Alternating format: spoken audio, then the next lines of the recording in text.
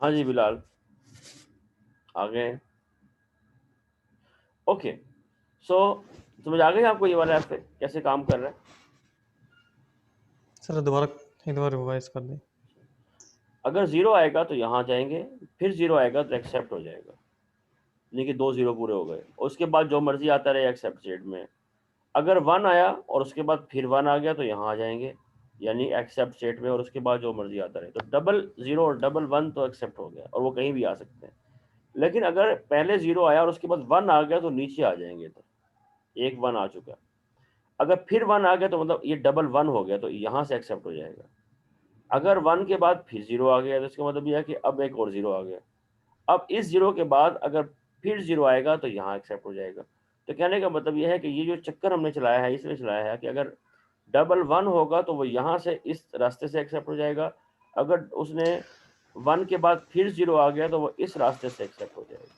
ठीक है जी बात? जी सर। और जब आप यहाँ पहुँच गए तो उसके बाद फिर जो मर्जी आता रहे, आप उसी वहीं पे रहेंगे उस स्टेट में, क्योंकि आप एक बार डबल 0 या एक बार डबल 1 आ चुका है। बस ही ठीक है। Yes, sir. So consider the language of string defined over alphabet having triple A और triple B। 3 दफा A और 3 दफा B आएगा, उससे पहले और आखिर में कुछ भी आ सकता है। डबल A की जगह ट्रिपल A है तो कोई मसला नहीं है, तो वो 3 कर लेंगे हम। एक A, 2 A और तीसरा A पे एक्सेप्ट हो जाएगा। एक B, 2 B और तीसरे B पे एक्सेप्ट हो जाएगा। ठीक है ये बात? Okay sir. अगर एक A के बाद B आता है तो हम नीचे आ जाएंगे कि यहाँ आ गए हम। ठीक है ना, क्योंकि ये वो स्टेट है जिसमें एक B आया हुआ था पहले से, तो वो एक B डायरेक्ट अगर शुरू में आ गया तो यहाँ से आ जाएंगे। अगर A के बाद B आया है तो यहाँ से। अब एक B आ चुका है, उसके बाद अगर फिर 2 B आ जाए तो फिर भी एक्सेप्ट हो जाएगा। ऐसी है ना? लेकिन अगर B के बाद फिर A आ जाए, B के बाद फिर A आ जाए तो यहाँ आ जाएंगे। अब यहाँ तक एक A आ चुका है, फिर अगर 2 A और आ जाए तो फिर एक्सेप्ट हो जाएंगे। अच्छा, एक A आया, फिर दूसरा A आया, 2 A आ चुके हैं, लेकिन तीसरा A नहीं आया बल्कि B आ गया। तो B आ गया तो इसका मतलब यहाँ है। ये जो स्टेट है 3, ये रिप्रेजेंट कर रही है वो कंडीशन जब एक B आ चुका है। एक B, ठीक है।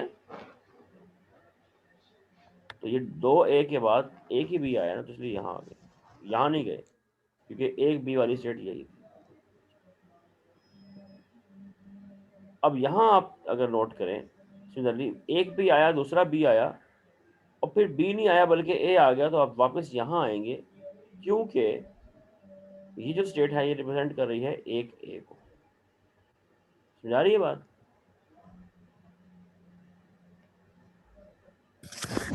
Yes, sir.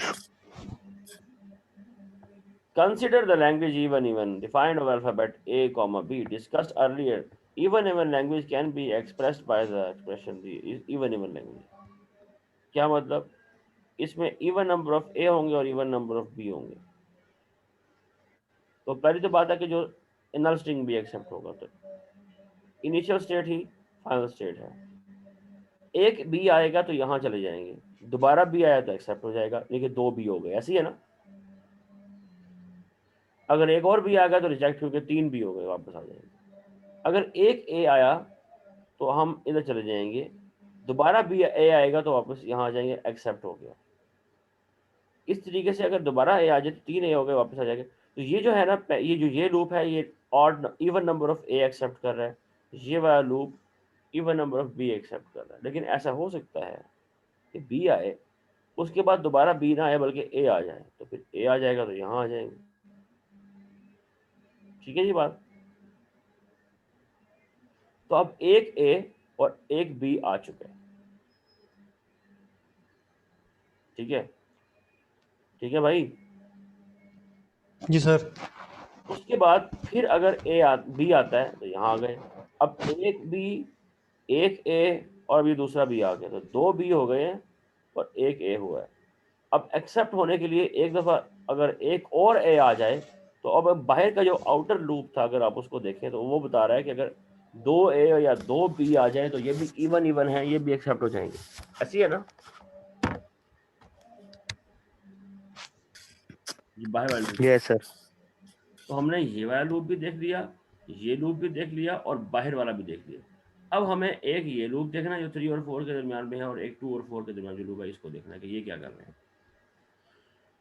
अगर आप एक भी आए तो यहाँ आ जाएंगे, उसके बाद एक और ए आता है तो यहाँ आ जाएंगे। अब यहाँ 4 में जब आप पहुंचे तो एक बी और एक ए था, लेकिन फिर दोबारा ए आ गया, तो अब आपके पास दो ए हो गए और एक बी हो गया। अगर हम ए के लिए आगे चले जाते तो यहाँ पहुंचते हुए ए की तादाद ऑड होती, इवन ना होती।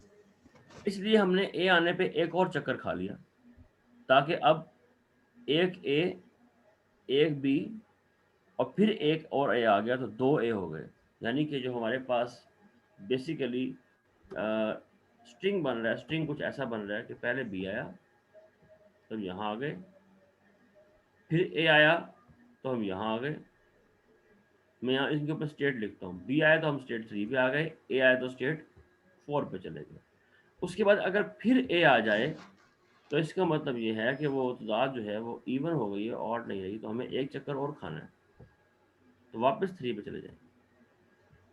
और फिर अगर ए आएगा तो अब फिर ऑड हो गई है। ठीक है जी बात? अब हम आगे चलेंगे और हम स्टेट 4 पे चले जाएंगे। अब 4 पे आप थे और बी आ गया, हाँ अब ठीक है, स्टेट 2 पे चले जाएंगे। तो अब देखिए ओवरऑल दो बी हैं और तीन ए हैं, यानी कि इवन नंबर ऑफ बी है और ऑड नंबर ऑफ ए है। तो स्टेट 2 में आप हैं। यहाँ पे आके अगर फिर दोबारा बी आ जाए तो बी कितने हो गए? ऑड हो गए, तो वापस 4 पे आ जाए, दोबारा स्टेट 4 में आ जाए, क्योंकि आपके पास बी जो है वो ऑड हो गए। फिर बी आ जाए, अब बी की तादाद क्या हो गई है? फिर इवन हो गई है, वापस आ जाएं आप स्टेट 2 में। फिर अगर एक ए आ जाए तो अब आप स्टेट 1 में आ गए, जो कि एक्सेप्ट स्टेट थी। अब आप गिन लें, 1 2 3 4 ए और 4 बी। तो इस तरीके से ये जो दरमियान के लूप हैं ये ख़त्म कर रहे हैं उस चीज़ को कि अगर दरमियान में वो इवन या ऑड ना हो, बस 1 पे पहुंचे तो आपके पास नंबर ऑफ ए और नंबर ऑफ बी दोनों इवन हो, ऑड ना हो। क्लियर है ये बात? थोड़ा ये कॉम्प्लेक्स था, इसको थोड़ा प्रैक्टिस कीजिएगा ताकि आपको अंदाजा हो कि कैसे काम कर रहा है। ठीक है बिलाल? ठीक है ठीक सर। है। Yes, sir. Okay. जी sir. F A corresponding to finite languages. Finite languages वो होती हैं जिनके अंदर बस ये 4-5 ही स्ट्रिंग होते हैं, या कुछ 8 10 15 16।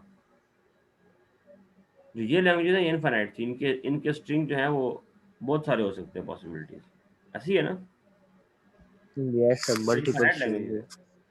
इसमें अगर आप देखें चार ही चीजें हैं, या तो वो नल स्ट्रिंग को एक्सेप्ट करता है, या बी को, या ए बी को, या बी बी को, बाकी और किसी चीज को एक्सेप्ट नहीं करता। तो आप क्या करें, इन चारों के लिए शाखें बना लें, इन चारों के लिए ब्रांचेस बना लें, और कहें जी बस यही एक्सेप्ट हो रहे हैं, बाकी सब रिजेक्ट हो रहे हैं, तो बड़ा आसान हो जाएगा। तो अगर आप देखें वो क्या था जी आपका नल स्ट्रिंग, तो जो प्लस है वही माइनस है, तो स्टेट 1 जो है वही नल स्ट्रिंग को एक्सेप्ट कर रही है। फिर उसके बाद बी आ जाए तो एक्सेप्ट है, बी आ जाए तो फिर एक्सेप्ट हो गया, ए आ जाए तो रिजेक्ट हो गया, 3 में चले गए, 3 रिजेक्ट है ना, 3 प्लस नहीं है। ए बी आ जाए तो एक्सेप्ट है, अब ए के बाद अगर बी आ जाए तो एक्सेप्ट स्टेट है, अगर ए के बाद ए आ जाए और उसके बाद जो मर्जी आता रहे, रिजेक्ट ही रिजेक्ट है, क्योंकि वो एक्सेप्टेड नहीं है, सिर्फ ए बी एक्सेप्टेड था, ए बी एक्सेप्टेड, ठीक है। और ए बी के बाद यहाँ अगर आप पहुंच गए और इसके बाद भी कुछ आ जाए ए कॉमा बी, तो तब भी रिजेक्टेड है, क्योंकि हमने सिर्फ ए बी को एक्सेप्ट करना था, इसके बाद तो हमें कुछ किसी चीज को एक्सेप्ट नहीं करना। डबल बी, तो वो जो आप यहाँ आए थे बी में, अगर एक और बी आ गया तो एक्सेप्ट है, ठीक है, लेकिन अगर इस स्टेट के बाद ए आ जाए तो रिजेक्ट है, ये रिजेक्ट स्टेट है, तो इसलिए मैं इसका नाम रखता हूँ ये R1 है, रिजेक्ट स्टेट 1, इसका नाम रखता हूँ मैं R2, रिजेक्ट स्टेट 2। अगर डबल बी आ गया उसके बाद ए बी जो भी आए रिजेक्ट स्टेट में जाएंगे, क्योंकि हमने कहा कि एग्जैक्टली डबल बी ही, ये चार ही चीज़ें एक्सेप्ट होती हैं। तो इस तरह ये बनाना आसान होता है कि बस जो आ रहा है उसको एक्सेप्ट करो, बाकी सबको रिजेक्ट स्टेट में ले जाओ। और आपको हर स्टेट के ऊपर अल्फ़ाबेट चूंकि ए कॉमा बी है, तो आपको देखना है कि हर स्टेट के ऊपर ए और बी के लिए ट्रांजिशन लाजमी होनी चाहिए। अगर आप देखें 1 के ऊपर अगर आप आए तो ए से भी आउटगोइंग है, बी से भी आउटगोइंग, तो ए 1 का काम पूरा हो गया।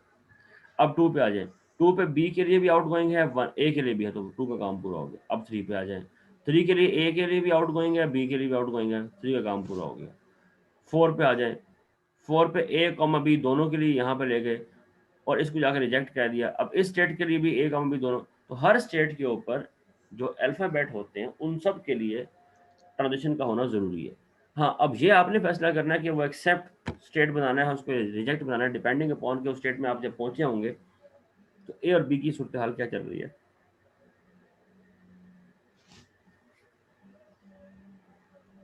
ठीक है ये बात। जी सर। डेड स्टेट एक्स और वाई को आप कहेंगे डेड स्टेट, वेस्टेड बास्केट और Davy John locker. Dead state भी कहते हैं इनको, इन स्टेट्स को, 3 को और ये जो दो एम्प्टी स्टेट्स हैं, यानी R1 R2 की वो बात कर रहे हैं। ओ, नाम दिया बस ने यार, ये आर नहीं, उसने आर नहीं, ये वाई जो कहा, वाई इसका नाम है, स्टेट का नाम है, और एक्स इस स्टेट का नाम है, ठीक है। अच्छा, 3 को हम डेड स्टेट नहीं कह रहे, जी 3 सर। जो है वो इंटरमीडिएट स्टेट है। यहाँ बड़ी अच्छी एक एग्जांपल मिल गई हमें, इसे कहेंगे इंटरमीडिएट, जो दरमियान में आती है। इस स्टेट से आप निकल के आगे पीछे चले जाते हैं, कहीं और निकल जाएंगे, ट्रांजिशंस आ रही हैं, तो ये इंटरमीडिएट है, ये दरमियान में आती है और इससे निकलने का रास्ता मौजूद है। अगर इस पे आप एंड हो गए तो रिजेक्ट स्टेट भी है, कि अगर आपका जो स्ट्रिंग है वो सिर्फ ए था, ए आया तो यहाँ और ये रिजेक्ट हो गया, क्योंकि वो एक्सेप्ट स्टेट नहीं है, लेकिन ये इंटरमीडिएट स्टेट है। ये जो एक्स और वाई स्टेट है, जिनको मैंने R1 और R2 का, यहाँ पे अगर आप पहुंच गए तो यहाँ से निकलने का रास्ता नहीं है, फिर आप इसमें फंसे रहेंगे, और ये रिजेक्ट स्टेट भी हैं। ऐसी रिजेक्ट स्टेट जो कि आप वहां पे वंस पहुंच जाएं तो वहां से निकलने का रास्ता ना हो, वो रिजेक्ट स्टेट क्या कहलाती है, डेड स्टेट कहलाती है, या वेस्ट बास्केट कहलाती है। समझ आ गई ये बात, या डेवी जॉन लॉकर्स कहलाते हैं। So as the moment one enters this state, there is no way to leave it. ठीक है ना, फंस जाते हैं आप इसमें। क्लियर? ठीक है Yes, बच्चों। sir. Yes, sir. It is to be noted that the build and affect accepting the language having less number of string. The tree structure may also help in this regard. We can observe in the following transition diagram. Tree structure बना लें आप, ये भी आपको help कर सकता है।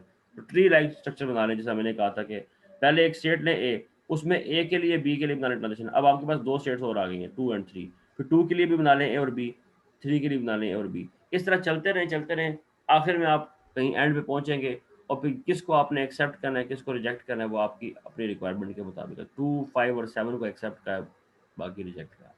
समझ आ रही है बात? Yes, sir. और इवेंचुअली एक डेड स्टेट जरूर आएगी। तो अगर आप देखें ये डेड स्टेट है, 8 is dead state in this. तो फाइनाइट लैंग्वेजेस के अंदर डेड स्टेट जरूर होती है, याद रखिएगा। और 3 और 4 जो है, 3, 4 और 6 जो है वो इंटरमीडिएट स्टेट्स है। 1 जो है वो स्टार्ट भी है और फाइनल स्टेट भी है। 2, 5 और 7 जो है वो फाइनल स्टेट्स है। ठीक है जी बात। जी सर। ये भी एक फाइनाइट Yes, लैंग्वेज sir. के लिए बनाएंगे आप, तो ये इसका बनेगा। ये मैं आप पे छोड़ता हूँ कैसे करेंगे। तो ये कुछ एफए हैं जो मैं आप पे छोड़ रहा हूँ, ये आप लोगों ने करने हैं, समझना है इनको। ठीक है, ठीक है sir. Okay, sir. That's it. तो आज के लिए हमारा टॉपिक इतना ही था। हमने एफएस कवर कर लिए कंप्लीट।